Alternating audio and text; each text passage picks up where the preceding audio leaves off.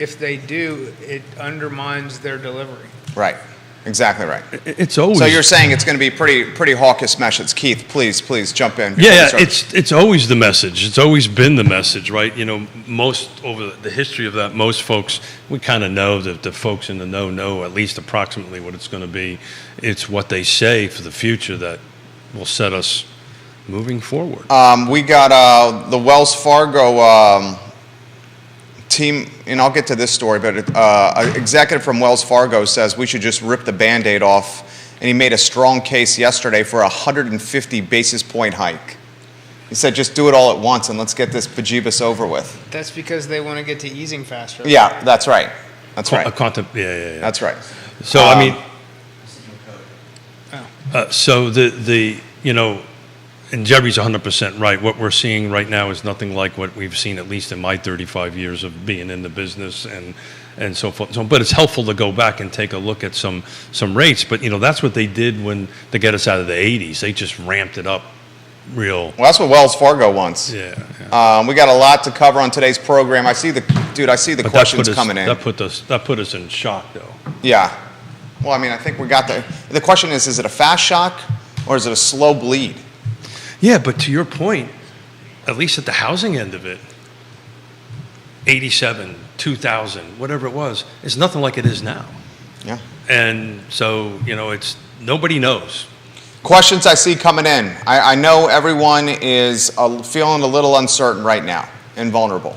Give the show a like and a share. We're going to rock and roll here in T-minus 5 seconds. Judah Wickow, are you feeling fresh over there? Bill McChesney, Wild Bill, hello and welcome to the program. Judah's always looking fresh, always ready to rock and roll.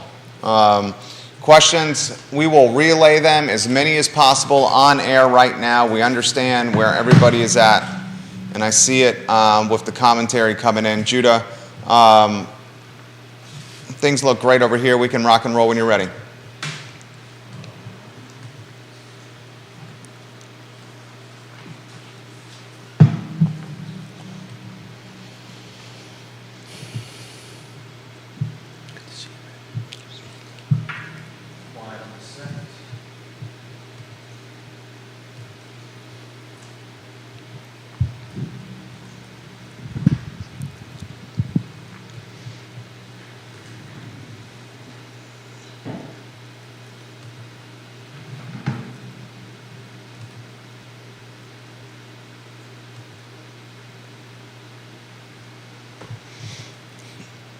Good Wednesday morning, guys. I'm Jerry Miller, and welcome to Real Talk with Keith Smith. Thank you kindly for joining us on the last day of summer.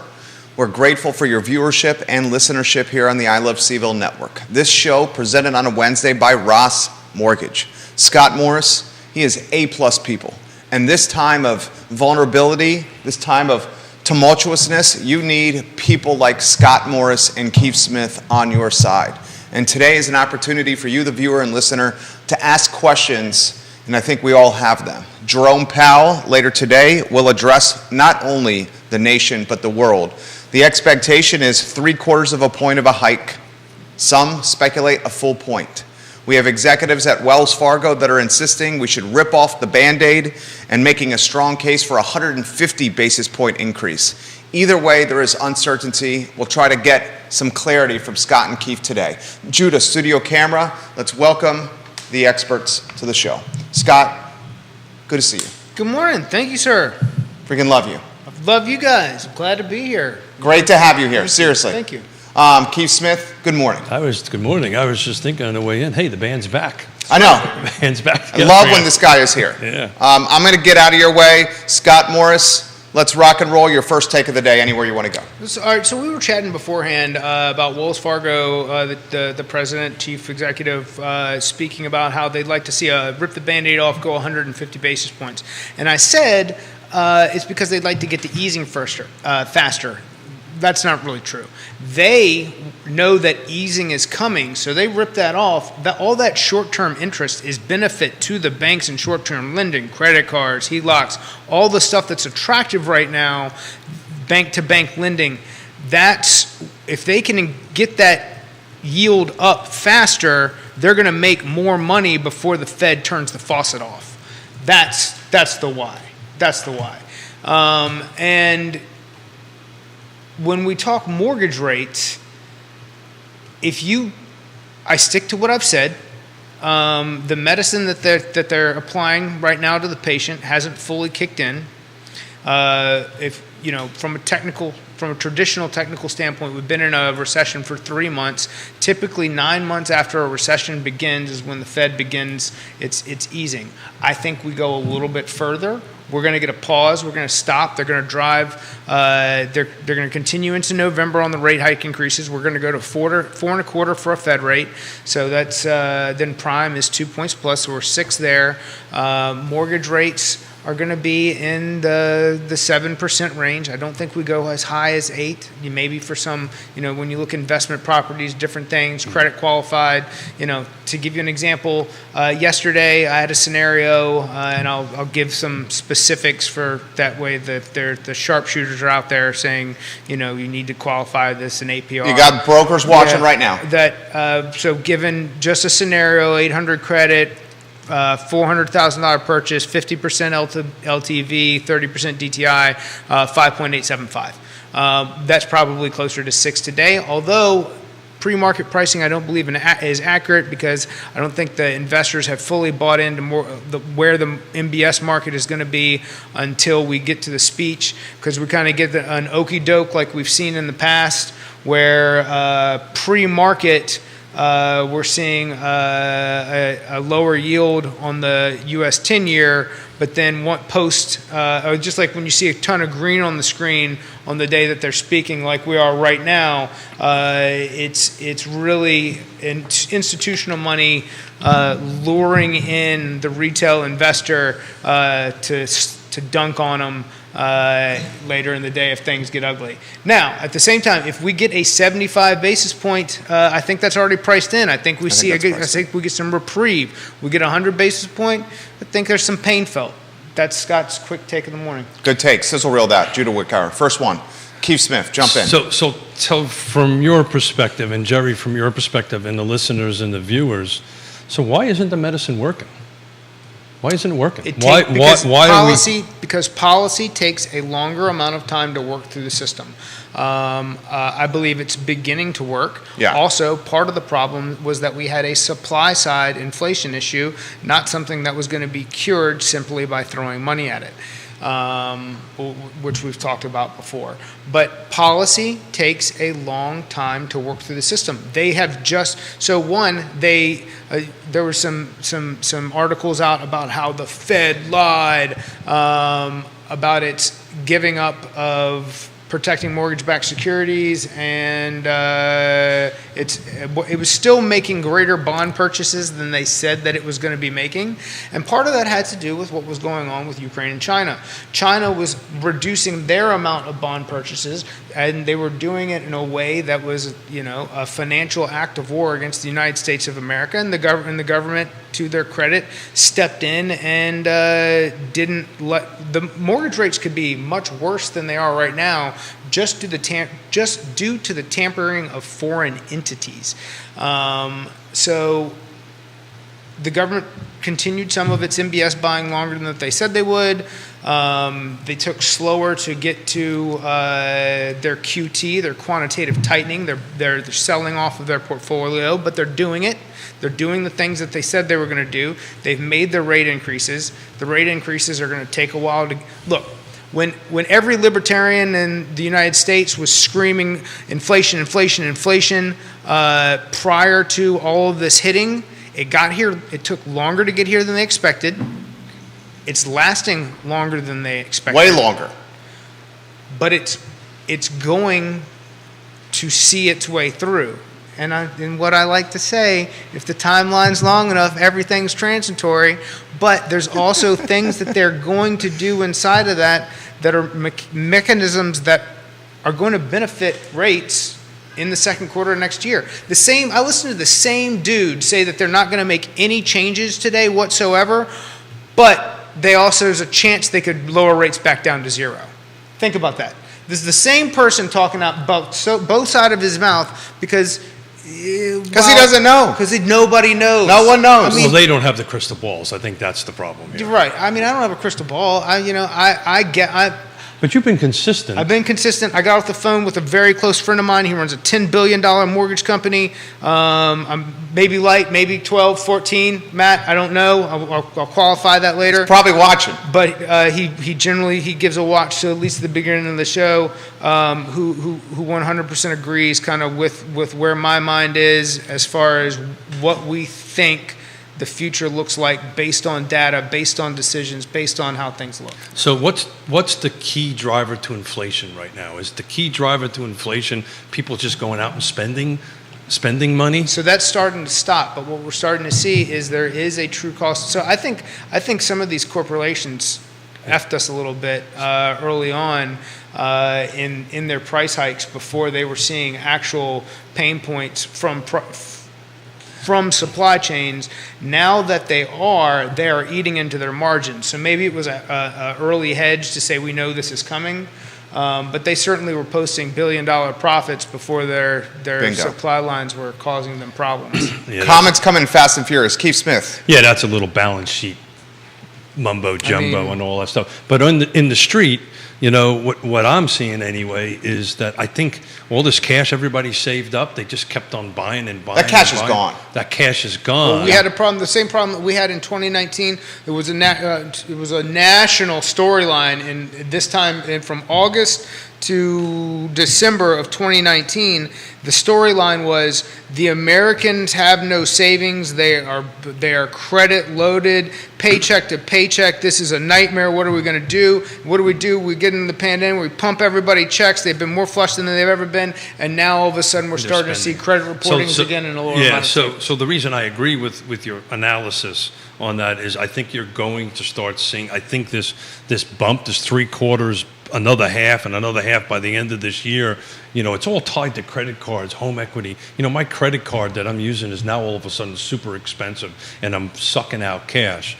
It's not as much as the Band-Aid that I think Wells Fargo's want, but it's awfully darn close to a ripping off of a Band-Aid. If you think that credit card's expensive now, wait till this afternoon. Yeah, wait till November. Wait till October's rate hike and November's rate hike. That's the point I'm trying to make, gentlemen, is that all of a sudden all this cash is gone. All of a sudden now they're looking at credit card bills, and then we're just going to do a complete 180. Our pendulum's going to slip the other way back to your 2019. So, you know, maybe this might help buy some of the slowdown on that.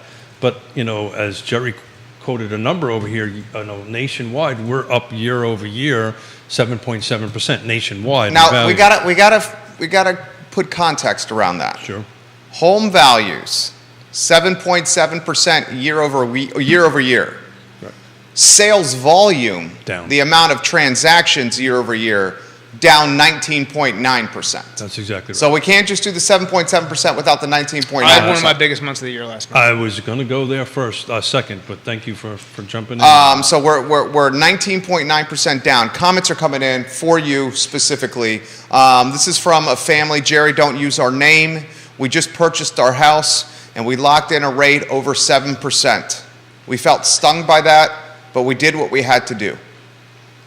Well, I wish you would have called me, and we could have possibly had you in a better situation. But at the same time, why don't you email me, message me, smoke signal, whatever you need to do, and when rates fall, because you're going to get your mortgage public knowledge, you're going to get 1,000 things in the mail, email, everything. They'll be sending smoke signals. No, well, before the shift, about what your options might be. And what I am telling you is that in the second quarter of next year, we are going to be in a rate environment where that 7 should hopefully be able to be a 5 or a 4, and let's talk about it. Another question for Scott Morris. Grayson, we love when you watch the show. Scott, how high will they climb? Will they eclipse 8 this year? I told Jerry on the phone when I told him I was going to show up today, I said I came to beat up your Facebook post. Are there people who are going to be in the 8s, possibly, depending on credit? Depends on the borrower. Yeah, some of that's going to be on the borrower credit profile. Let's go good credit. Good credit. I mean, I don't think that. I think that we don't get out of the 7s. I think Okay. and High 7s? With good credit? So all right. So part of it's going to depend on what the bond market really thinks the Fed is going to do based on timeline and jobless reports. So I think we could get a little reprieve. We get 75 bips. I think we get a U.S. 10-year that reacts positively, at least in the short term, and we dip back down from, I'm pricing a lot of stuff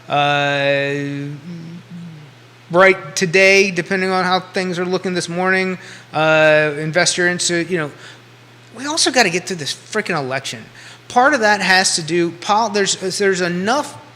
there is enough tied to instability with policy that has investors act like there's a taper tantrum, that there's a negative reaction to every move, given that there's the amount of possible volatility we face due to that. Are you saying are we gonna touch 8 this year? With good credit? I'm saying with credit, no. I'm saying with good credit, no. 7.25 is your number that we get to. It's good credit. It's how much cash you're going to bring to the table. Loan to So value. much cash to the table doesn't. Just because you're putting more down, if you put 20% down and now you've got no mortgage insurance, you're actually getting a worse price rate than you would with the mortgage insurance in place, because the investor at least then has the protection if you default. So I mean, we're not talking a huge number here. We're talking less than an eighth, or just a number 50 bips in points possibly. Your daughter's watching in Seattle. Keith Smith. Actually, she's in Palmyra, Virginia right now. Oh, she is. Okay. Yeah, she just hit the like on the show. She's flew in for Mom's 80th birthday on Saturday. So. Fantastic. Tina, happy birthday! In case you were watching, or that message can be delivered. Mom, happy birthday! I will try to slide in there and say hello in person. Please. Kevin Yancey, Waynesboro. He says this. I'll call this right now. Good credit with money down. You're going to see 8.5% to 9% in Q4. Man, did they smoke that good stuff over there, Kevin? You're saying no way, Jose, to that. I'm saying it doesn't go. Yeah, I'm saying it's not enough of them. We're not talking. Look at what. All right, we moved 2 full percentage points from 3 to 5, or let's say 3 or 2 and 2x. From March until now, and the U.S. 10-year doubled. Right. I'm saying the U.S. 10-year goes from, the 3.3 it was a couple weeks ago to 3.75. Dang, dude, this guy wants to put skin on the game. He said, Scott, I will bet you a bottle of bourbon on this. Let's say he'll take that bet. This guy does not, man. But let's set the stage for the bet right now. All right, I'll help set the stage. We're going to we'll put it at 8.5% as the over-under. 8.5% is a push. Okay. Anything under 8.5% by close of business Q4, Scott Morris wins. Anything 8.5% or over by close of business Q4, Kevin Yancey wins. Is that the bet? Primary residence, 720 credit better. Okay, there you go. Dude, this is resonating. Beth Marcus, the Queen of Farmington, says you better specify the brand. Other people are in on this bet. Kevin Higgins wants to double down here and take this action here. You got multiple people here. Let's specify the bottle of booze. Let's set the terms right now. So it's going to have the credit. You're writing this down, Smith? Okay, he's writing this down. Credit score is what? 720. 720. Primary residence. For primary residence, we'll go conventional. 30-year. 30-year fix. 30-year fix. Money down. We'll go 10%. 10% down, Yancey. Did you just say 10%? Mm-hmm. 5%. Okay, you want to go 5? I'm good 5 or 10. Either one, they're going to price about the same. Call 10%. Call 10%. You got Kevin Higgins wants the action as well. Are you willing to take Kevin Higgins' action? I'm willing to go 2. We'll go 2. Okay, now let's specify the booze, the brand. What do they like? Yancey and Higgins? What kind of booze brand are we talking here? Are we talking Buffalo Trace? Are we talking Angel's Envy? Are we talking Eagle Rare? Something final, like how many Fridays or whatever do I got to be parked in front of the liquor store in a lawn chair? Can we make it something that we can get our hands on? Okay. What kind of booze do you want to bet, Yancey? You started this. So I have a bottle of Buffalo Trace. I will donate that to the bet. Okay. Okay, so you're going to contribute? I'll contribute to the bet. Okay. He's got Buffalo Trace. All right, so we're going to call it Buffalo Trace. Kevin Higgins, are you taking this action? Put a yes. It's a 750 liter. A 750 milliliter bottle. Yeah. Kevin Higgins, give me a thumbs up. Kevin Yancey's already locked and loaded. Yancey says, make it simple. Crown XR. You can find that anywhere. Perfect. Nobody All right. drinks It's that Crown. Irish Thank you. I blended now say stuff my anyways. Buffalo Trace. Okay.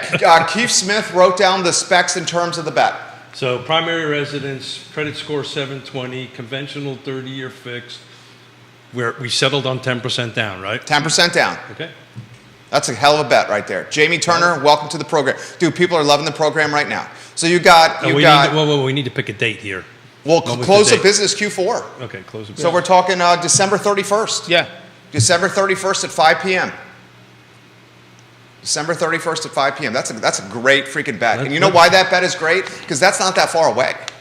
That's a legit bet. That ain't that far away. I love it, Yancey. I love it, Higgins. I love it, Beth. I love it. So let's change that date. Kevin Yancey wants you, Keith, if you could, to DM the specifics. And Kevin Higgins is 100% in, and he says, I have a bottle of original Ragged Branch. It's yours if you win. Scott Morris, you have my word on it. So let's. This is awesome, right? I love it. I know, he loves Let's it. go. I'm so glad you're here. I'm so glad you're here. I think we should set. Beth Marcus loves this. Let's set the date for either the 28th of December or the 30th of December, because that's a Wednesday or a Friday. Because we could do it. We could do this live on the show. Okay, let's do that. Let's do the 28th. 28th is Wednesday. Yep. Scott's here on a Wednesday, December 28th, and we can do this bet. All right, so let me re-go through this, guys. Make sure the old guy in the table's got it right. Date is 12/28. Primary residence, 720 credit score. Conventional 30-year fix, 10%. And I only got half of the booze. So what did we decide on the Crown, booze? a bottle of Crown. Although Higgins, if he loses, is up in it, just shows his character. He'll make it a Ragged Branch. Ragged Branch is top shelf there. Yes. Yes, it is. That's top shelf.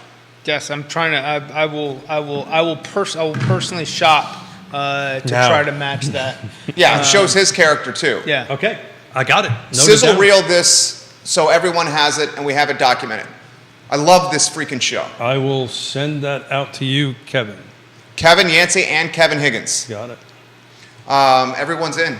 Beth, how about this talk show, baby? How about this talk show, Beth? All right, Keith Smith, your turn to offer some firepower, baby. I know you got something over there. Brother, I've been writing stuff down. I know, but you did a lot of data. I'm the slow guy here, you know. I wanted to pick up a little bit, kind of pivot how this may or may not impact the real estate market. You know, on Monday with Woody Fincham, you know, we decided that we should be tracking list versus sold, going back to this 7.7% number. And actually, while you guys were talking, I took a quick look at Albemarle County, single-family detached, no new construction, and it's really interesting. The last 60 days, it's flat. The list price was $550. The sold price was $550. So here's the conversation that Let me get this out here for a second. Same time frame last year, and going to Woody's point on Monday, 489 was the list. Sold was 496. So it's interesting. I think that's something we're going to start watching, where list price versus sold price, and see where it's going. And I got a ton of data here, but I got all excited about the bet and the bourbon. Dude, not if you win the bet, Kevin Yancey will give you the bottle of Crown Royal, and he will also give you a pour of Pappy Van Winkle. I like Kevin. That is legit. I'm on board for that. Pappy Van Winkle. Absolutely. I mean, does it get better than that? No, it doesn't. That's yeah. That's amazing. Sounds like you got a new best friend there. Yeah, That is as top shelf as you get. That is as top shelf as you get. I register every year for the the lottery. The lottery, and I never win. I never win the yeah, lottery. I've won some pretty cool stuff. I got. I think I had a Crown Orphan Barrel bottle at one time, and a couple other like pretty interesting things. Woody Fincham watching the program. Woody. God, I love you, Woody. Woody. If you guys want to get some Buffalo Trace, I would be happy to donate the bottles if someone is willing to pay retail for them to the charity and sponsor the raffle that I won. I legally cannot sell them, so if I can get the money going to a good cause, we can also supply great bourbon. Woody Fincham, thinking creatively over here. Keith Smith, the homework and data you did. Yeah, man, I am just looking. By the way, big shout out. I called Woody for like a personal favor for a family friend the other day, and I think he got in touch and handled that like an absolute pro. So anybody watching, and if you need them for a privately done appraisal, reach out. Just cannot speak highly enough of the gentleman. And I was actually on the phone with another realtor, Amy Fincham, non-related, who speaks super highly of him as well. And Keith, I'll get out of your way. Scott, you'll appreciate this. Kevin Yancey has a 750 milliliter, 25-year-old Pappy Van Winkle at his house. I bet if I had one, I'd have that same sentence. I would be able to say that I had one. Right. So Dude, how much is that bottle? Not have. A 25-year Pappy? Yeah. How much is that? I think retail is probably $1,100. $1,100, yeah. If that's retail. Yeah. The Facebook groups, that's going for like 2x that. Probably, yeah. All right, Keith. Hold on, I'm DMing him right now because I need to know his address. So last time it was 8%, so everybody knows. I'm looking at 1971 to today was in the year 2000. 2000, it was 8.05% was the average of a 30-year mortgage. It dropped a little bit below 7 in 2001 and then started declining ever since. So we have not seen 8%, if that's where we get to, since 2000. 7% was 2001 because that was the following year. It was close, 6.97. So it's been a while. And to Jerry's point, before we went live, I did all this research from '87 to today, just because I lived through these cycles, multiple ones, and one who borrows lots of money for development and building. When they go up a quarter point, 3/4 a point, or jumps 2 points in a year, like it did in some of the previous years, it impacts what you do in a huge way because you borrow money up against prime. What you were getting to in new construction, it's something I've been talking to borrowers about and keeping an eye on. Custom builders who are going to continue to face rising labor expenses and some continued supply chain problems. If they could even find the labor. If they can, I've had I talked to two personal friend contractors. They both do remodels in different fields. One does some really high-end stuff. The other has traditionally done primarily insurance-related situations, but they've moved into a consumer-based field as well. Both struggle labor. Both the main problems is skilled carpentry and project managers. One of them, I think, has got his arms around most of that. He needs to hire an assistant, but then it's like trying to figure out what the cost. How do you get him enough hours in and hiring the right personality? And this is something that everybody faces, no matter what your industry is.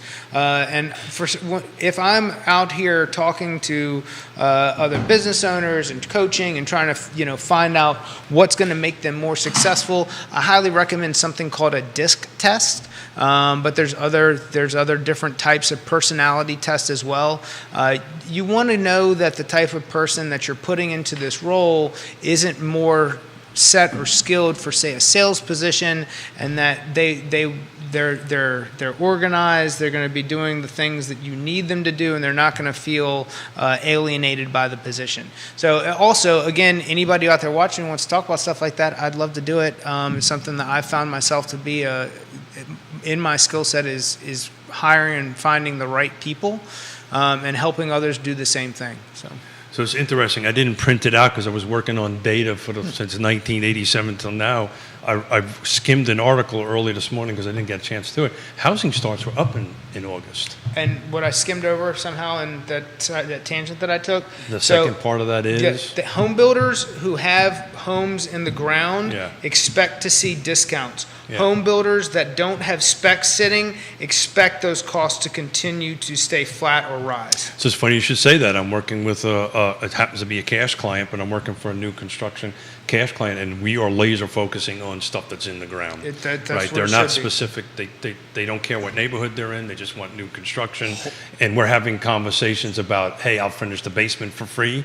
Right? So we're back to what that was before, but you're spot on. But if you want something built in Jerry's subdivision or your subdivision, that number's climbing. Home builders have been pulling back in the face of falling demand, but there was a small bump in single-family Yeah. housing starts in August, according to the U.S. Census. Yeah. That may have been due to a brief drop in mortgage rates which sparked more interest from buyers, but building permits Are down. which are an indicator of Are future down. construction, Yeah. fell dramatically as mortgage rates were expected to rise again. That's CNBC today. And that's what I was going to get to in the second half of that comment. But start, stop, but permits done. So permits are down, to your point, on that end of it. They're trying to complete what they've started, and they're offering discounts, but the permits are going to go out. Plus, the product type that they're permitting is changing very much so back to townhomes, and multifamily is rocking. I had 2 phone calls on the way in. Hey, find me some 1031 dirt. I want to do some multifamily. It's rocking. That's the next interesting, bubble. and That's the next bubble. What's the next bubble? That multifamily. Why you say that? They're overbuilding. You're saying there's too much multifamily? They're too much. Explain multifamily to viewers. So on this. multifamily apartment complexes, Yeah. right? Not duplexes or something. Those are single-family attached units, but these Because they got greedy when those rents got crazy. well, they got greedy. Some of those projects were, That's true. Tier And the two. pipeline forever. Yeah. So I know a little bit about this. Yeah. We This is your wheelhouse. well, yeah. All of this what we're talking about is in everyone's wheelhouse on the show, but it took 6 years to get to the point that they can put a foundation in the ground out in Fluvanna in a project. So that's the problem. It takes forever. So that's the bubble, right? So people are trying to put stuff in a project right now. So I'm going to help Jerry buy a piece of dirt to go ahead and do a multifamily project. You got to buy that dirt now. You're not going to build on it for years down the line. And this, all you got to do is look at everything from. Can they change them into condos? It depends on the jurisdiction. That's if they what could, the that's- villas at Southern Ridge did, where I got I'm one. telling you right now, And that's they crushed. Yeah, that was and the same thing with, help me out, And- gentlemen, what's the one across from? Hessian Hills? No, Barracks sir. West? Hessian Hill did it. I'm thinking of the one by the hospital by the train tracks. Somebody help me out on the feed. behind Buffalo Wild Wings, No, sir, right across from where, oh God, Maya. right across from Meyer. On right. West Main. Right behind the railroad tracks, right over there. Come on, help. Why am I help drawing me. a blank on I that? know I am I too. said Buffalo Wild I've Wings. so- I didn't mean Buffalo Yeah, Wild Wild Wings. Wing I mean Cafe. Wild Wing I've Cafe. sold literally sold dozens of I'll them. find that. I'll find Yeah. that. Condo So- complex. God, I should know that too. My point being is, if But they did that. If they can put condos in Fluvanna County, that not only does that goes to solve an affordable housing problem, Walker Square. Thank you, Walker. Yeah. but Yeah, that had a tumultuous history. It started out as condos, went to apartments, went back to condos. Here's the struggle with that. So if you and the 3 of us get together and build this building, and we're starting it off as yeah. the ownership thing becomes an issue, right? yes, And yeah. as everybody at this table knows how that math works, and so that was what Walker Square. They were okay because they still owned enough of it, 51%, and they just converted. They bought out everybody that. Well, that's was what in- Bart Fry did at the villas at Southern Ridge. Correct. Still controls it. But that's what happened. So my comment, and I literally have a client that's looking to do that, and I said, look, I think you need to really look at this closely, because if it goes flat, and if we're in a jurisdiction that isn't going to be that easy to convert, you might be stuck with something here. So anyway. You got, let's go to John Blair's comments. Yeah. Okay. John Blair is just a fantastic guy, friend of the program, and smart dude. He says this, and John, I sincerely mean this. I say this all the time on the show. You not being in Charlottesville, working in City Hall, is our loss, because you are A+. That's what happens when you don't listen to somebody. Everyone should listen to John Blair. So he's got multiple comments here from LinkedIn that we're going to get to. Jerry, the 10-year Treasury closed at 3.55% yesterday.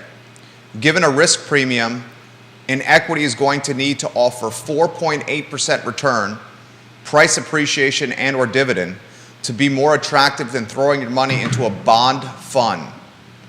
given that equities look poised to take a bath, you're 100% correct about buyers putting their money into real estate, the cash-rich buyers.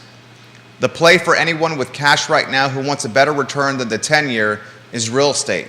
Those who have been sitting on fat stacks are about to hoover up some amazing deals on the real estate market. I agree with that. He also says this, one other thought on this. If you purchase your home before 2020, when prices skyrocketed due to the pandemic, and you secured a fixed rate or refinanced at 4% or less, that feels like it may become a dividing line in American society in terms of wealth. Given home price appreciation since 2020 and the money you save on a mortgage compared to a 7% or 8% rate, you're talking what, $300 a month for a $400,000 or more mortgage? And that's not even taking into account reinvesting the mortgage payment difference into an S&P 500 index fund. I truly believe that in 5 to 10 years, economists are going to look at America's wealth-based gap on a pre or post 2020 home ownership with fixed rate mortgages. So if you've been listening to... Damn good. Without a doubt. If you've been listening to Jerry and I for some time, we've been talking about this wealth gap, and it's going to continue to get worse.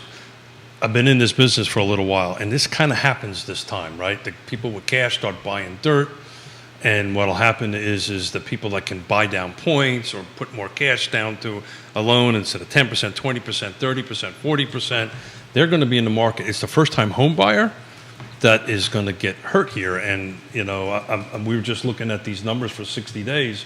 You know, even though we're flat list over sales, we're still 55 grand up the same 60 days year over year. So I'm going to systematically pick that apart.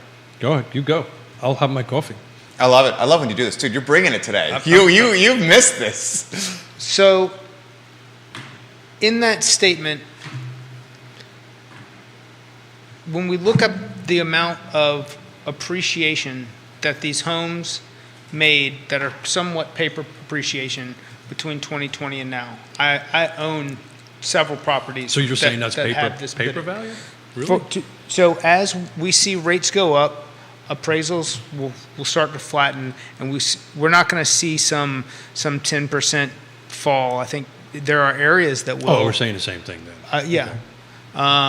But when we talk about the number of people in America who have those 4 or sub-4 mortgages, who have now, which I've spoken on, more credit card debt, less savings. The average time that the American is inside of a mortgage, I don't care how long you're in your home, what the first-time home buyer stats are, I don't care about it. The average time that they're in the mortgage, so whether they sell or refinance, is 10 years. So the people who were in a great equitable position, who then get themselves into some form of financial problems, next year, not 2024, not, forever from now, inside of the next 9 months, rates will be back into a 5 to 4 range. At that time, you're going to see people who jump back into cash out. Let's pay these credit cards off. But more importantly, for the first-time buyer who got in, who, to his point, I don't know if we talked about it in that quote John had, but the difference in total interest payments on a $400,000 loan, $400,000 loan, 230-year fixed, 2.875, $230,000 in total interest paid over the course of the loan.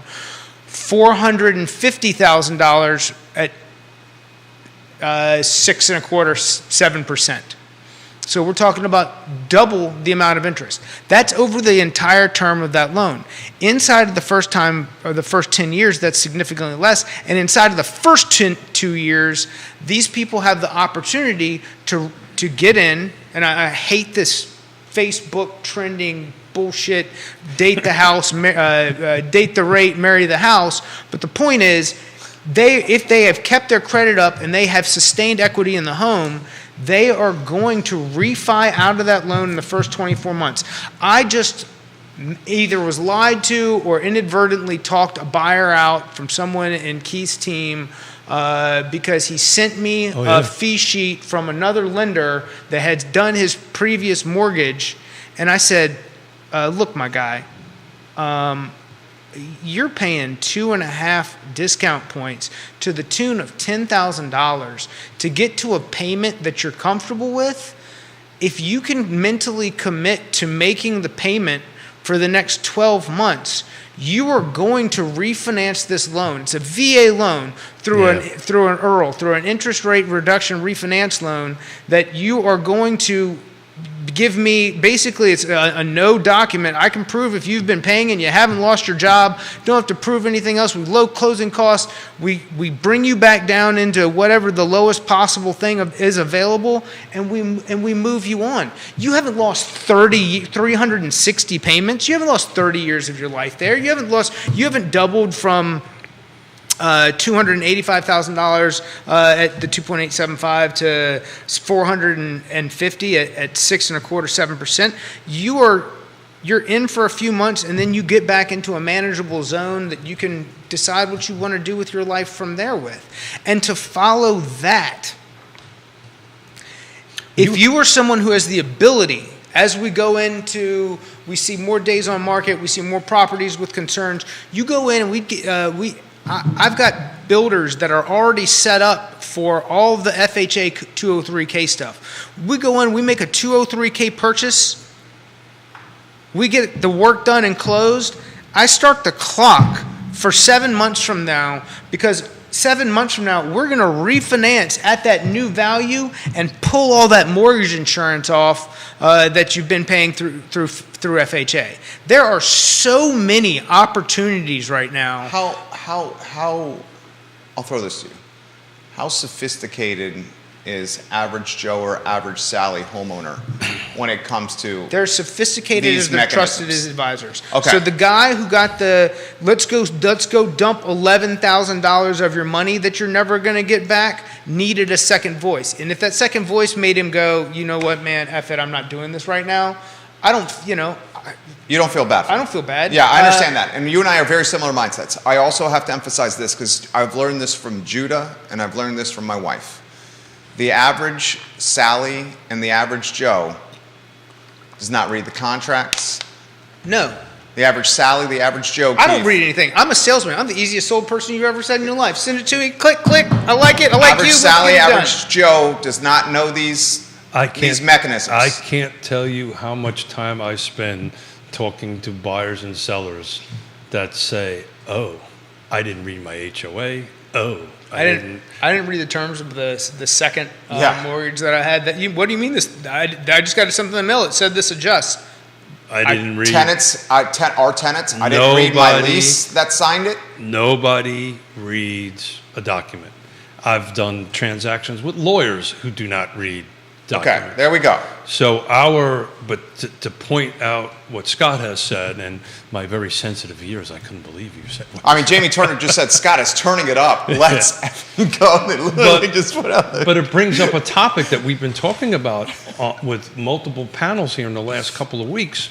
Is and I'm gonna keep it simple, guys. Trusted advisors, trusted advisors, trusted advisors. You need to have these especially now. Thank you. These tough, honest conversations with your client, and maybe the client is I can't help you. So in other words, maybe you don't want to be the one that if they're not listening to you, and poor Jerry deals with this with me for 3.5 years, right? Sometimes, you don't want to listen to your trusted advisor, and then you have to say, I'm sorry, I can't help you. It's not about the commission. It's not about the closing of the deal. It's about developing the relationship because you want that person to come back and well, the message I delivered. That's why you're good, Keith. The message I delivered to this guy was, I was like, you sent me an email. That's the reason I sent them to you, because they needed to hear the truth. Can you beat this deal? I said, look, here's the deal. What you're sending me is pretty good for what it is. Yeah, and they sent me that also. No. The point I was trying to make, the deal is not necessarily a deal. A good deal on paper may look this way. I said, but that's not a good deal. I don't care if you work with me or take the advice that I just gave you back to the guy that you've already worked with in the past and have them see what he thinks about that. But bottom line, if the guy said he didn't want to move forward, his original trusted advisor had to have said, well, when you put it that way, that makes a lot of sense. I was on the phone, and I'll leave the name out of it, with a pretty well-heeled local investor, real estate investor, who works with other real estate agents and wanted my opinion on some city property. And I gave it to him. I said, look, if I was you, this is what I would do. I wish you all the luck in the world. If I can ever help you, let me know on that end of it. And he'll take that information, go to his guy or gal and go ahead and do that. But I just built a relationship, and this very influential real estate person called me, okay, I need you to tell me what the skinny is. And that's what you just said. And that's why we throw people to you all the time and say, okay, look, these people need to hear the truth. We're sending our daughter and our son-in-law to you, who's going to, I can't say where now, but let's say they're going to be moving into Virginia, and they need to have an honest and open dialogue. Woody, time value of money should be common knowledge, not how much payment can I afford. So I'm not a smart guy, but I'm smart. You are a smart guy. You are a smart guy. I'm smart enough to know to hire the right people. And that is what I was going to get to a minute ago when you said, how savvy are these people? If they're savvy. When I talk to business friends and it's like, well, this is your problem. Let's talk about how to fix your problem. You don't know how to do this well. You're only as good as the people that you put around you. So if you operate from a managerial standpoint where you strike fear and everybody's got to say yes, you're going to get a lot of people that parrot a lot of the stuff that you do. You get a lot of yes people. You better be right. You better be right, because if you don't have anybody to go, hey Scott, I think that's a bad idea and here's why. And if you don't have if you're not setting out as a customer going, I like when people agree with me, but gosh, I would like to be felt that I was getting a straightforward answer. All right, well, let's do this. Let's very straightforward question, gentlemen. Will the homeowner that has the 4% interest rate and lower, that purchased early pandemic or before pandemic, how will that impact the wealth gap versus the homeowner that purchased during the pandemic or right now and is locking in a 7% plus interest rate? So let's talk. This man's itching to jump in. No, go ahead. You tackle this. I'd like to really hear you. Let's talk I about. love sitting in this seat and listening. Let's talk it's about. It's a rare thing for me to shut up. The homeowner and which homeowner we're talking about. Are we talking let's about? Let's go one house. One house. I know, but I'm going to give you one house. Yeah. And then I'm going to talk to you about all the different people who own the house. Okay. So let's talk about a rancher purchased in the county as a move-in for a first-time couple who so they purchased at $280. They got a rate of 3%, and they've been able to save and accumulate, but now they're having one too many babies to stay in that house.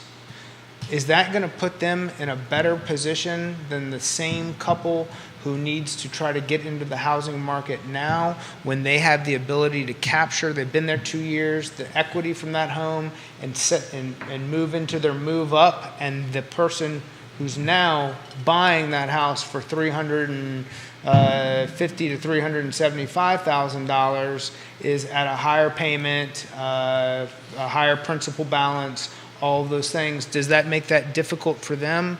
Yes, that's going to make it more difficult for them. But it's provided a lot of opportunity. Now, do you have the couple that moved from their McMansion to $400,000 one level that solved all their problems and gives them the extra for their grandkids? So where is that? Right. Mrs. Smith, I'm about ready to get your lead here. That was 2019. They bought that in 2019. But they have no intention of capturing that equity or coming out of. They're never going to step out of that mortgage.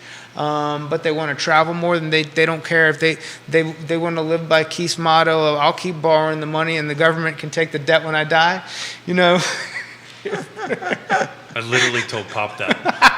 Love it. I love it. I literally told Pop that. It doesn't go to the kids? No. Screw him. It doesn't go to the kids? No. No. No. Okay. No. it depends. Depends on the asset that it's tied It to. depends on the asset. It depends on how you got it Yeah, yeah, yeah. structured. It depends if you have it in a living trust, which is we actually have our homes in a living trust, and that's a Different topic. show. Yeah, Yeah. that's an ERPI show Yeah. if there ever was. Right. If there ever was one. No, but the conversation I had with Pop because his truck is dying. I said, "You're 84 years old. Go buy a new freaking truck. Yeah, yeah. And go get an 80-month lease. Yeah. Go, like, a 80-month warranty. Yeah. You die, screw them. That's what they're not coming. They're not coming to the family for the. But he won't do village. that. He won't do that. And he Because keeps he's on dumping money. So stubborn. Oh yeah, well he's Bob. Irish, so there's no He's a sense of being Smith. Irish if you're not stubborn. And he's a Smith. And he's a Smith, so and a fireman, which makes it worse. It was funny. I was as you guys were talking, because I'm the simpleton here. I kept on going to Sesame Street. Man, Cookie Monster is my favorite character on Sesame Street, and they have this thing goes, which one of these things is not the same, right?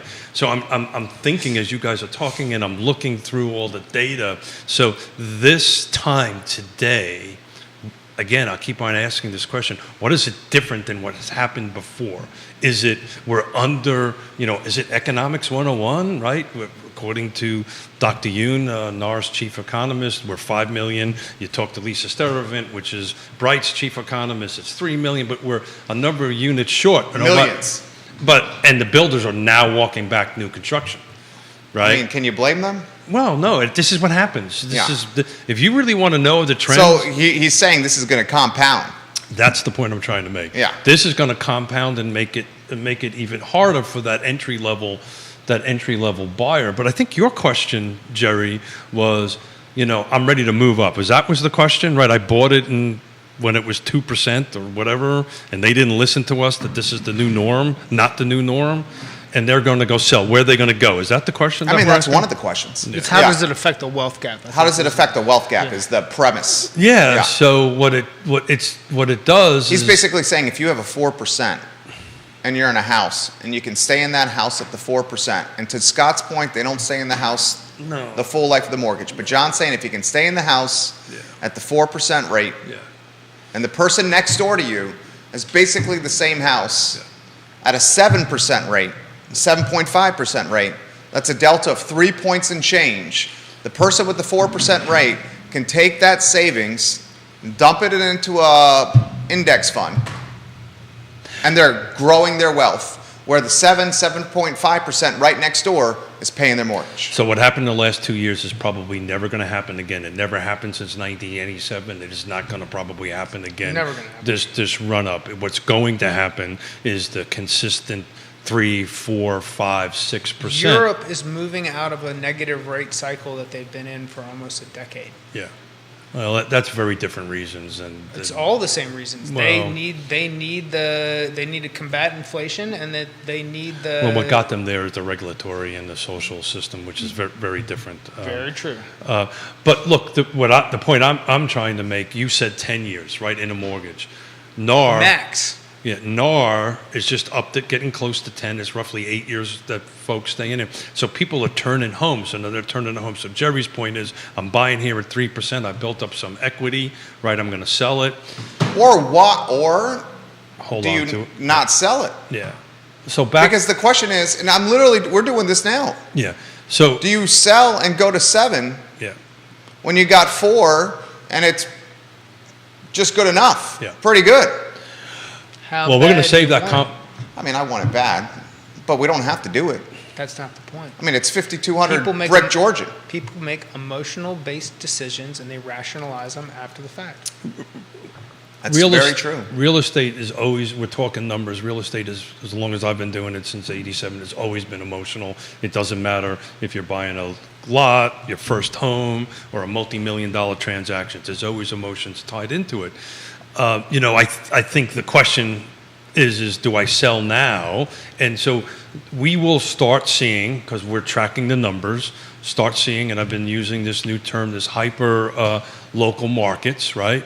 Where certain localities, we did this, I think it was Buckingham on Monday, right? That's scare the hell out of me. Yeah. So you're going to start seeing this. What scared you about Buckingham? Listen to that. Yeah, I You had think I wrote the number down somewhere, Jerry. You give me 2 seconds. And Buckingham County, we're talking actual sales values, not just sales volume, but the values of the homes are down a scary amount. I didn't write it down. I can quickly do a lookup, but I got a friend of mine bought his house for $50,000 in Buckingham. say that again.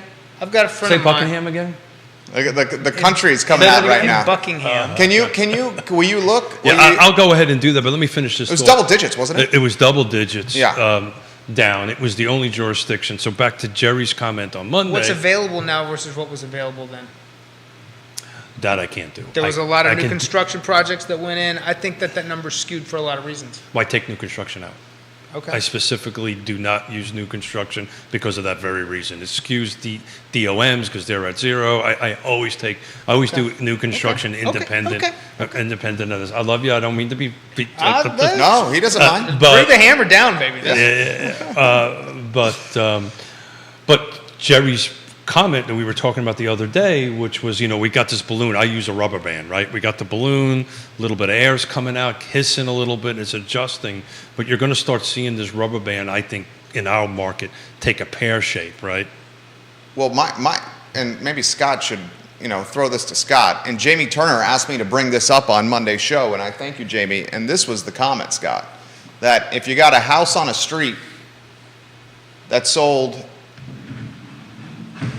at the beginning of the pandemic for, call it $500,000, then you got a house on the same street that sold at the end of the pandemic for $650,000.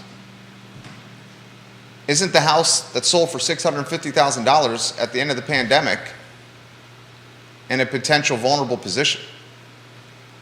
It's not in as advantageous of a position, but I think a lot of this is based on this fear that we've got this cliff ahead of us.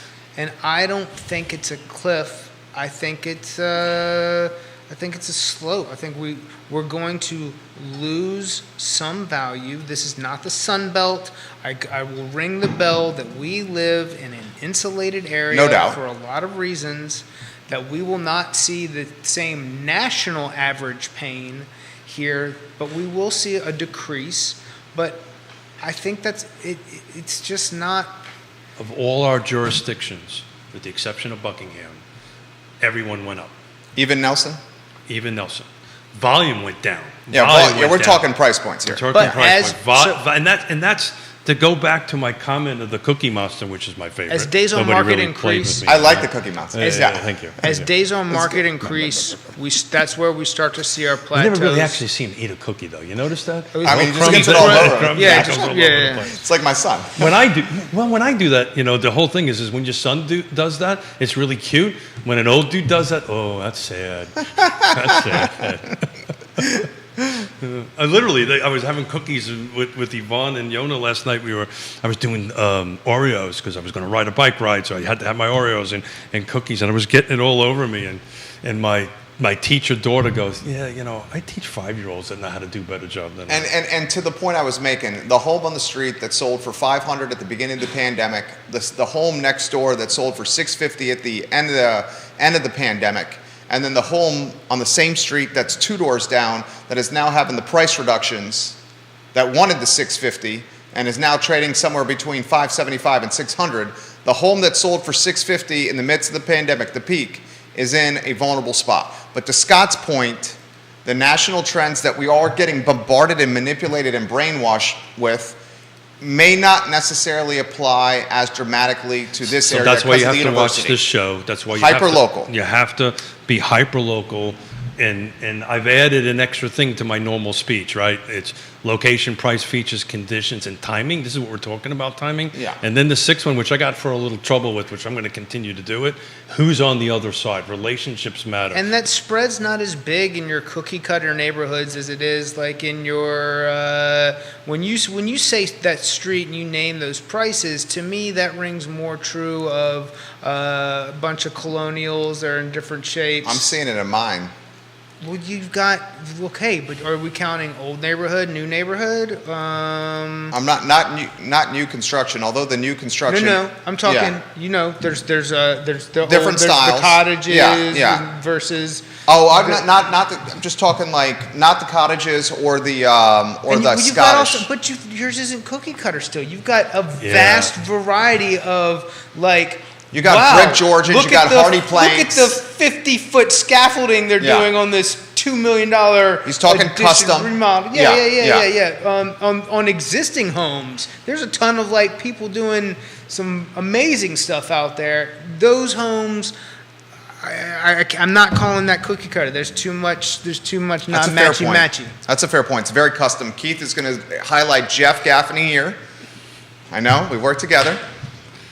Just having my coffee. You talk. Is it Monday, my friend? It is Monday, and we're going to. By the way, Buckingham value was down about 12%. 12% year over year. Year over year. Yeah. That doesn't scare me. But the number, right, is like 172, right? So these are affordable from an affordability perspective, but they've gone down. And oh, by the way, the spread right now. So the spread was on par in 2021, meaning list versus sale. We're about $20,000 off in that. So, but you're going to see this rubber band come back in there. But it's interesting. I'm excited about Monday's conversation because I have some personal history with that particular neighborhood. Right. I built the first custom home in there. Actually, I think you worked on that home. Did you work in Glenmore? Oh, you Yeah. never worked anyway. There's I paid you, but you didn't There's work. a pretty right? Is good that how there's that a works? pretty good chance that I could have worked there and don't remember being there. But I paid you though, didn't I? Yes. That's what I thought. Yes. You remember what street it was? Was it Darby? Had to be Darby. That was phase First, one, right? First come in right. Yeah, it's Darby. Darby, yeah. It's Yeah. a brick home. A great client was a retired brick mason from England, and the brickwork on the home is That's a great street. unbelievable. But I remember then and the history of that particular project. Roller coaster. The neighborhood. Which brings back to the conversation we always have, you know, why does a storefront just doesn't work no matter who's in it. So you'll find certain subdivisions that all of a sudden are really good. They're going to start coming down. Certain jurisdictions like Buckingham that was really, everybody was going there on it as this work at home starts melding a little bit to a 50-50 split or whatever it happens to be. You know, they're like, oh, and then Jerry will quote unquote, how many people were not satisfied when they purchased their home? 70%. 70% according to the National Association of Realtors. People who purchased their home during the pandemic, 70% of purchasers are dissatisfied, bitter, or unhappy with the purchase they made. And that's because That's because it was craziness. Well, or they didn't listen to their trusted advisor. But I can tell you, we're very fortunate. Our tempo is picking up big time. It doesn't surprise me. I mean, you guys are talented. Well, we have the right people around us. And one of them sitting at this table with us. I can tell you what they're not unhappy about is the rate. Judah's nodding his head, yes, saying that. I'm just saying that's me. They're not, Including to my left, around these two tables, right? Because we have a table to our left. I think Why are you smiling? 70% Oh, number. you're going on vacation. That 70% number seems awfully That's NAR. That's NAR. okay. Yeah, so it's NAR, but when you got National Association of Realtors. Yeah, thank you. We can take a deep dive into it. I literally got the 170-page report on my laptop as on what I'm looking at. But it's, you know, it's certain age group. It's more the millennial end of it that hits that number. The boomer, not so much, right? But I will tell you, I mean, we love working with the millennials, and it's come around again. They're putting what I'm holding in my hand, this iPhone, down and saying, I need you to give me some advice. That might be something about the gray hair, but... No, it's because people are programmed not to trust the internet.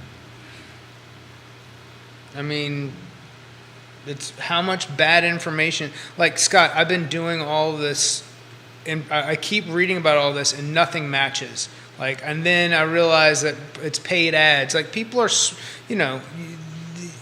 If they're a little bit savvy, they know what to look for. They become, the conspiracy theory still exists. So they that's don't, me. But That's you. I got to tell you, I'm looking at the last, just to pull the quick number. I'm in that business, Scott. the last 7 days of sold and not full footprint, right? List versus sale is literally $100 off. Excuse me, $200 off. So you're saying they're selling for list price?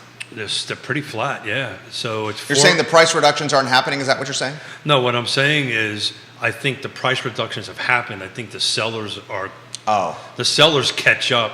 They've realized what's happened. The buyers know what's going on long before the sellers No know doubt. what's going on. No doubt. And I think what's happening is we're vetting through this over the last 60 to 90 days, even more than that. And I think they're getting the prices right going in.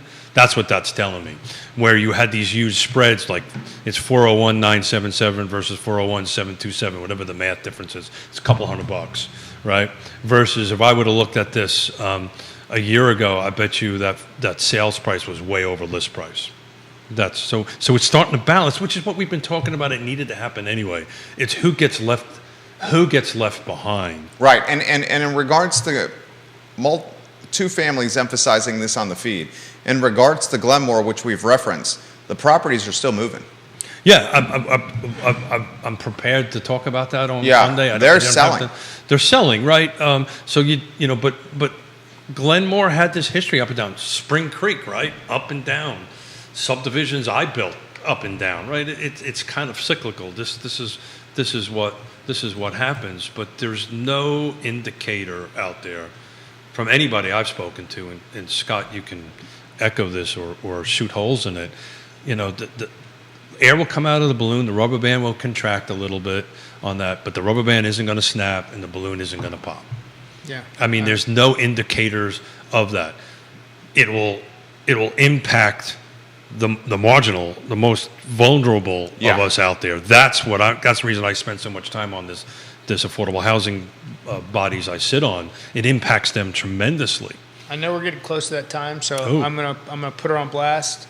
One of the women in my life that I absolutely love, Roxanne Carter Johnson, has made a commitment by the end of the year to sit down and do a show. She's been a big proponent of some of the things that you've brought up in some other shows that I'm not going to get into because You're talking the Bank of America lending program. I'm not talking Bank of America. Okay. I'm talking more some of the school-related stuff and things that that there's believers out there that there can be some improvement, but also she is a huge proponent and partner with Keith in the affordable housing community. I have here to. Somebody tag her, please. I will. I'll tag her right now. I sit in multiple board meetings with. I've never heard something come out of her mouth that didn't make a lot of sense. She goes beyond advocate. Yeah. She is an incredible human being. The people and a that great are friend. involved in that world with us is beyond. The passion is unbelievable what they are for that. But she is. Every time I walk away from a meeting, I become a little bit smarter and a little bit more informed and a little bit more empathetic. There you go. Yeah. I love it. Gentlemen, we still got time. The show's on fire. Keep talking to us. Yeah, I just didn't forget. I did not want to forget that shout out. So Roxy, So she's coming on? she has promised me a seat at the table by the end of the year On the Wednesday show? on the Wednesday show. Well, I'll remind her of that the next board meeting I sit can down do to that. later You can on do the that. next couple I just of days. tagged her. Yeah. I just absolutely tagged her. We would love to have her. Yeah, that's good. I'm looking forward to a little tag team in here. This is going to Yes. be a lot of fun. Yes. Look, it's data, and to go back and look in the past is great, but again, to quote Cookie Monster, what's different here?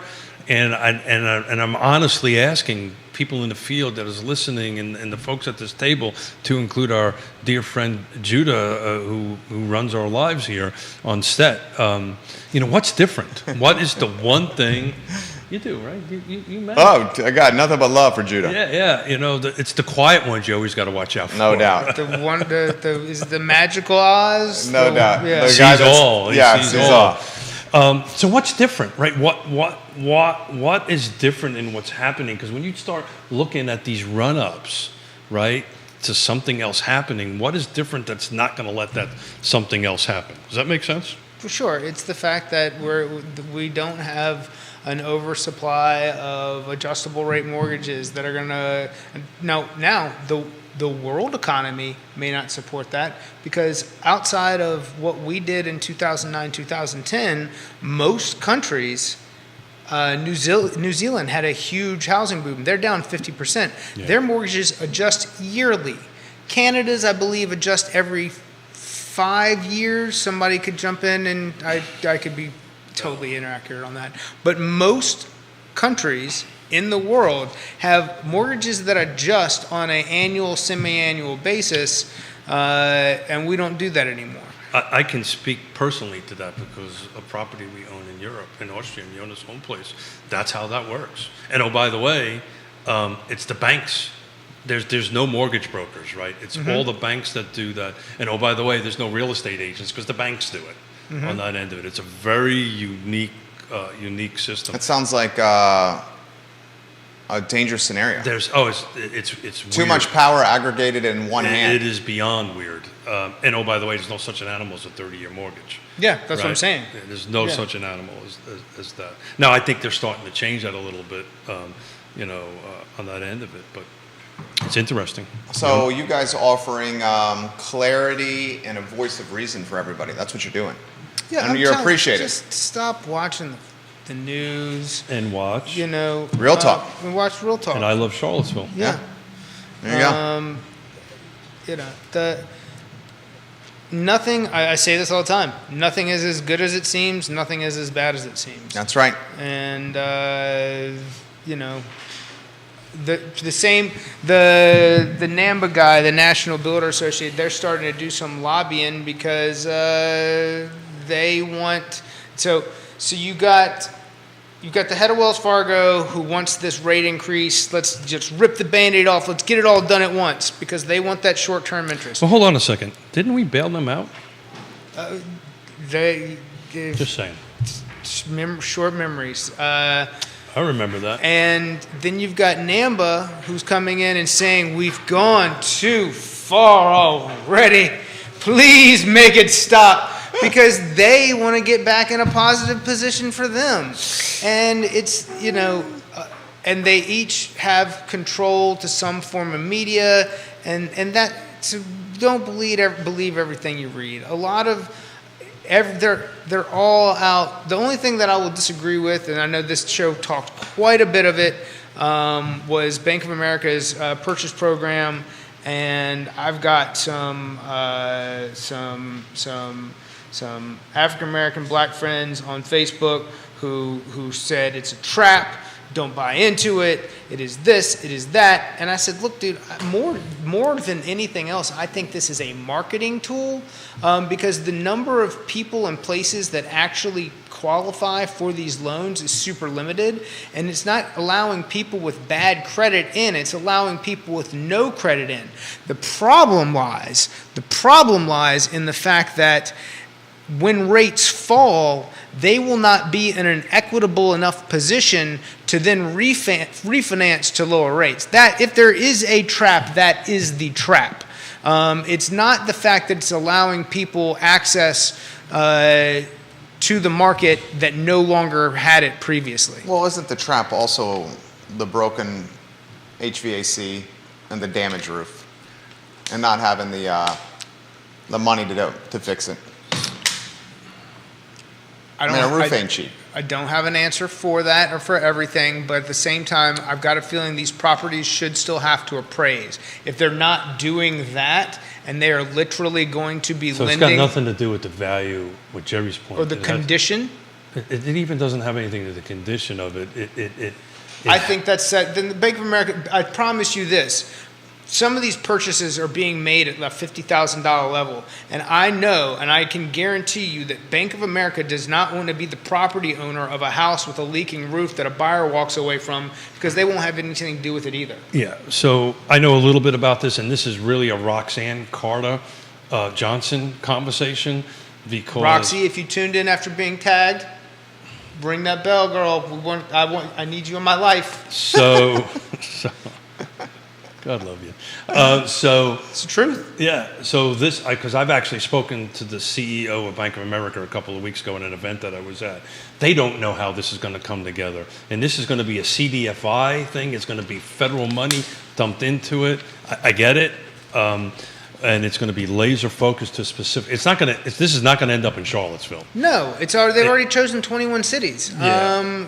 Rich, I haven't looked at them, but I know that it's available in Charlotte, and I can tell you right now, if you are someone in Charlotte who has access to this, take advantage of it. That is an amazing, amazing market, and and for better or for worse, parts of it may or may not be getting gentrified, but that's only going to drive up property values for the people who go in and take advantage of this. So Roxanne and I know about this because in order to run through a CDIFI program, it's going to have to run through, and if it was in this area, but Piedmont Housing Alliance, and the buyers are going to be required, just like the land trust buyers, to go through a home ownership thing, which I'm part of, and we explain to them, look, this is the reality of home ownership, and so I can tell you that there's a huge education process through that there, but it is a very one-off. It's very laser focused. It's federal money. It's going to run through CDFI. The thing that would scare you if it's not federal money. If it's portfollow money, then that's a if different it's story. portfolio money, then you get the bejeebus scared out of you.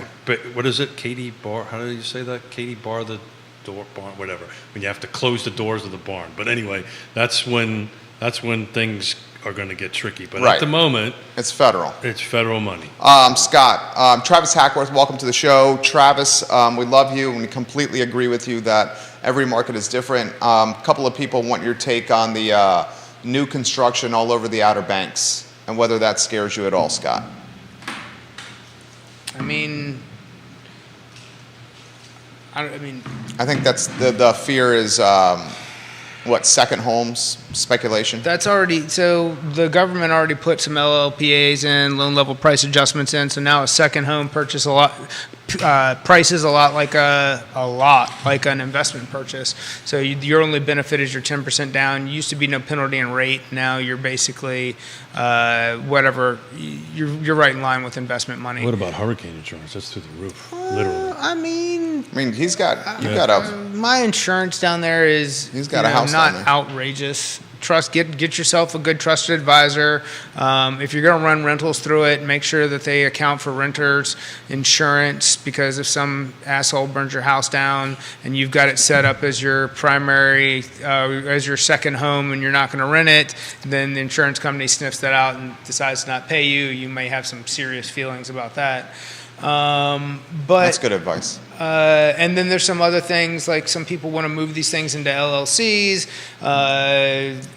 I'd be willing to have like a non-publicly talked about conversation in regards to ways to do that to protect yourself.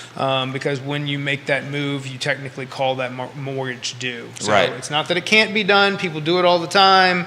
I advise against it. Well, but they normally do it up front, though. That's then you it's got a to do it in commercial purchase. Yeah. You got to do it in the initial purchase. You should never do that. It's not a residential purchase if it's done in a business name.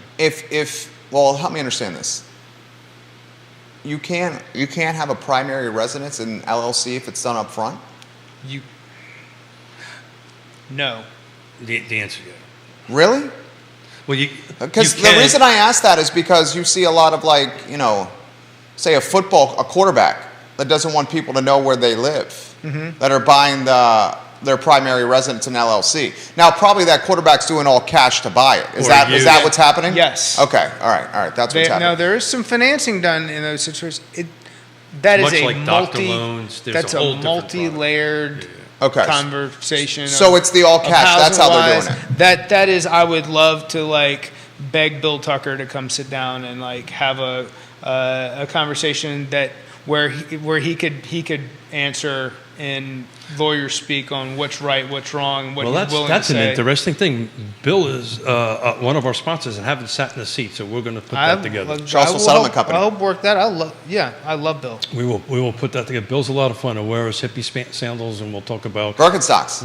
Birkenstock, and we'll talk about Woodstock again, and we'll have a lot of fun. There is not anyone out there that has done more for me without charge, cause, or reason Yeah. than to say, Scott, thank you for referring us. If you need an answer, I'm always a phone call away. Beth Marcus, Queen of Ivy. I'm thinking about building something simple. Thoughts? Timing? Is now a good time? When you say simple, let's define that. Is it something that a builder already has a set of plans for and that they can do for you? Or is this simple in the fact that you have a small custom home idea and haven't talked to an architect yet? I also want to emphasize this, and Beth, I don't want to speak for you or out of turn here. Beth is doing quite well. Okay. So, Well. I'm so proud. Look at all those years you worked for me. You learned something about new construction. So here's the point on that. Small isn't always cheaper, Right. right? So if you go to an architect, then an architect creates a set of plans. You take that set of plans to 3 different builders. 2 of them won't answer the phone, and one says, look, I've never built this house before, and there's an amount of waste that I'm not going to be able to account for. Where do you want to start? Yeah. So my suggestion would actually not go to an architect. I would do a design build firm to that. One level custom, she says. Yeah, one level custom. So that's was my bread and butter. I built almost 600 of them.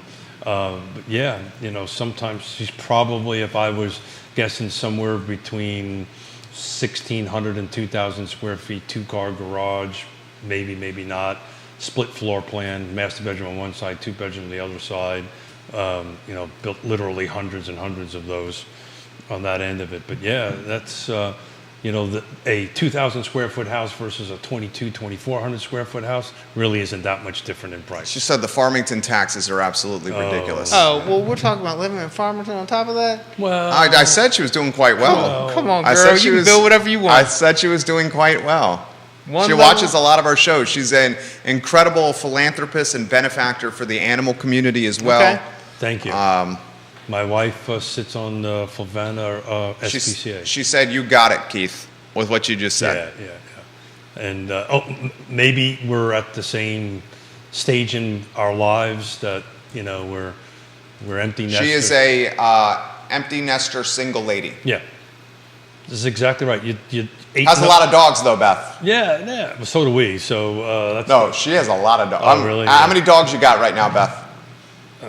I think maybe close to 10. Then I may be coming home to another. That's a lot. Yeah, you have what? I have one. I think she has close to 10. Yeah. And that's the problem with Mrs. Smith being on the SPCA board. I may end up with more. My twin said, I've got 2 But I'll 70-pound leverage it English for a new bulldogs. bike. But that's You have what? I've got 2 70-pound English bulldogs that are getting up in age. And the girls were like, we want a puppy. I was like, we're not getting a puppy. Well, however, he's an old man. That's not fair to him. And she's like, we want it to sleep in our beds. I was like, you don't want the dogs you have sleeping in your bed. That dog is going to bite you, pee something in your beds. You're going to be like, Daddy, get this dog out of here. So She has 7 dogs. She would sell Farmington because of the taxes okay, and then okay. build. Gotcha, Yeah. gotcha, So gotcha. I mean, it's if without The even world meeting, is your oyster, Beth. without meeting the young lady. And on top of what already in Yeah. and bank. World is her oyster. Yeah. looking for 100%. Yeah. looking for 10 acres. Find a somewhere. builder that you trust. Yeah. Yeah. Reach out to me. I've got a couple of builders that I can turn you on to.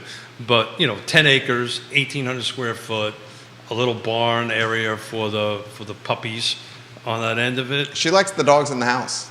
Yeah, but you can connect it too. I built custom homes for people. Yeah, that's- running shed, dog. yeah. You want to have dog wash station. Yeah. Like you could Build go, first, then sell. Puts that in perspective for you. Okay.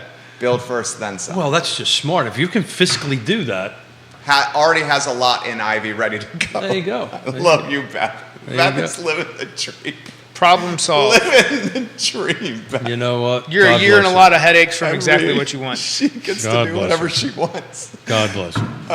Look good for her. Yeah, Good for her. absolutely. Gets to do whatever she wants. This is a damn good show. Thank you. I'm glad to be here. Yeah. I'm borderline like on delivering a message about the absence, but I plan on having.